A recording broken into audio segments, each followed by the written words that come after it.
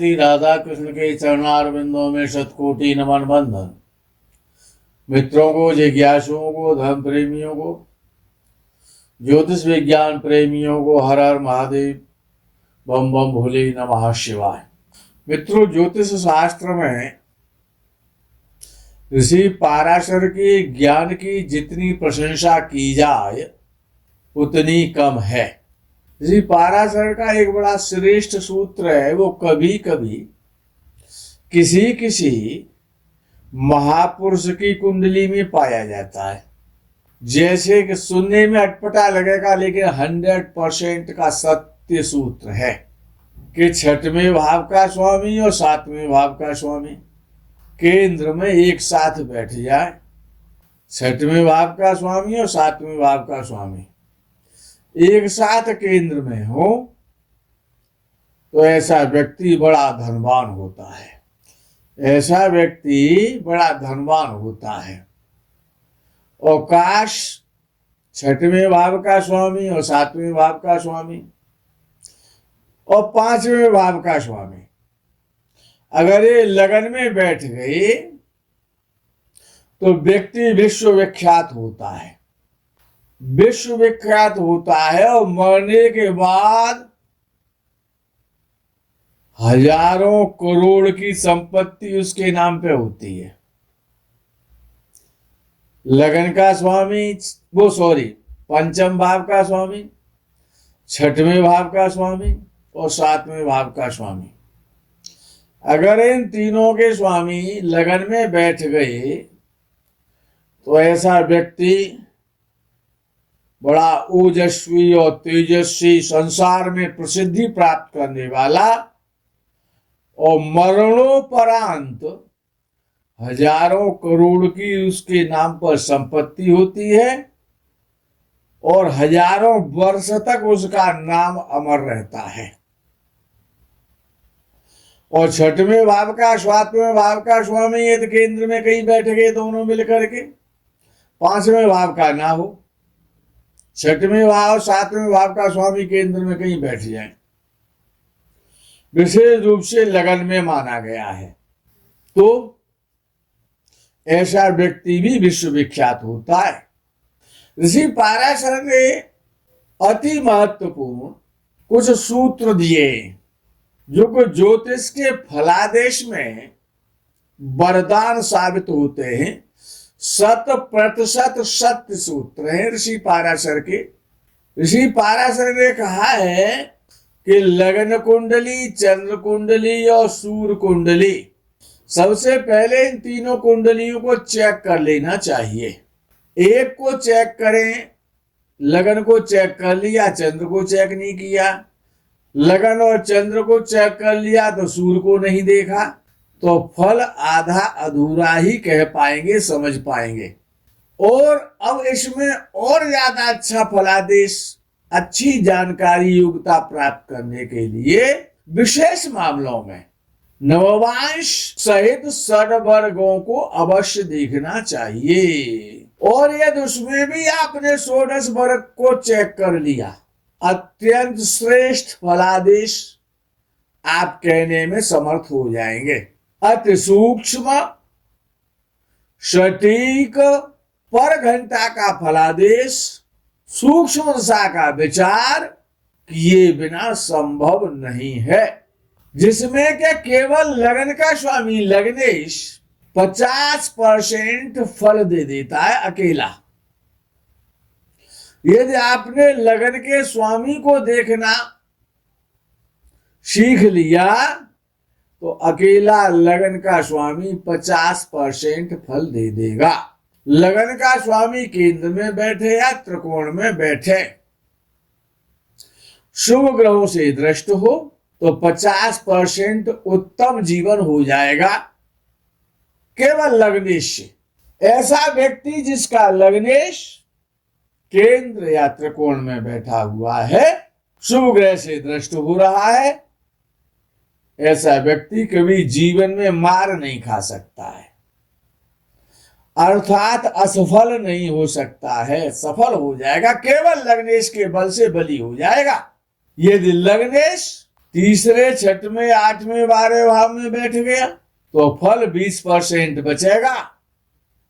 भले ही लग्नेश क्यों ना बना रहे, कोई ग्रह जहां बैठता है और जहां देखता है और जहां का स्वामी है, कोई भी ग्रह जहां बैठा हुआ हो, जहां देखता हो और जहां का स्वामी हो, वहां पर अपना प्रभाव डालता है। याद कर लो, वो किसी भी भाव का स्वामी हो, जहां बैठा है, जहां देखेगा, जहां का स्वामी है, उस पर वो अपना ग्रह उन स्थानों पर प्रभाव डालेगा।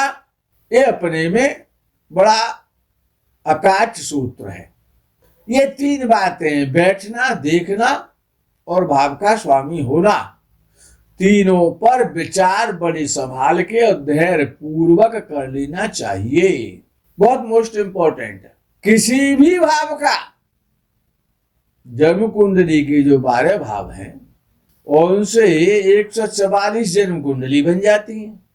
तो अर्थात किसी भी भाव का फल ठीक ठीक जानने के लिए उस भाव की स्थिति और भावेश की स्थिति, भावेश जहां बैठा है उस भाव की स्थिति, भावेश तथा भाव पर पड़ने वाली दृष्टियां, भावेश तथा भाव में बैठने वाले ग्रहों की युति और भाव का कारकत्व, ये विशेष विचारणीय है फलादेश करने में, सटीक और सत्य फलादेश करने में। और भावात भावम का सिद्धांत और भी सटीक फलादेश हो जाएगा। और चंद्रमा की भी स्थिति उस ग्रह विशेष से, उस भाव से, चंद्र की भी स्थिति का विचार कर लेना चाहिए। चंद्रमा से चौथा भाव और चौथे भाव से चौथा भाव, याद कर लो।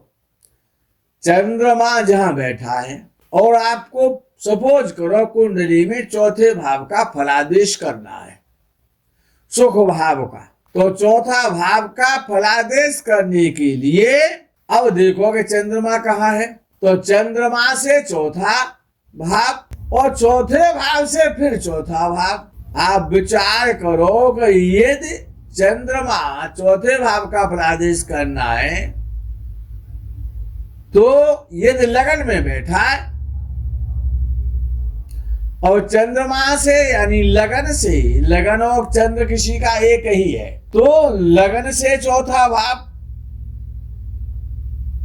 और चौथे भाव से चौथा भाव यानी कि लगन से सातवां भाव, इन पर विचार करना आवश्यक है कि चौथे भाव का भावात भावम के सिद्धांत के आधार पर चौथे भाव से चौथा भाव, चौथे भाव का सुख भाव है, सुख का घर है। ये आवश्यक सिद्धांत है। जैसे कि यदि आपको 10वें भाव का फलादेश करना है तो 10वें भाव का कारक कौन है? सबसे ज्यादा मजबूत कारक है सूर्य। मंगल सेकंड स्तर पे आता है 10वें भाव के कारकत्व में। तो अब देखो कि सूर्य कहाँ बैठा है।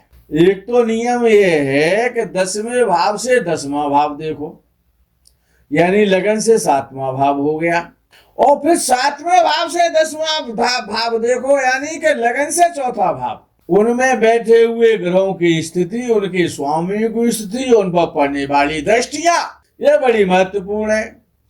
और अब इतने से काम नहीं चलेगा। अब देखना यह है कि सूर्य कहाँ बैठा है। सूर्य से 10वां भाव और फिर उस 10वें भाव से 10वां भाव भी देखना पड़ेगा।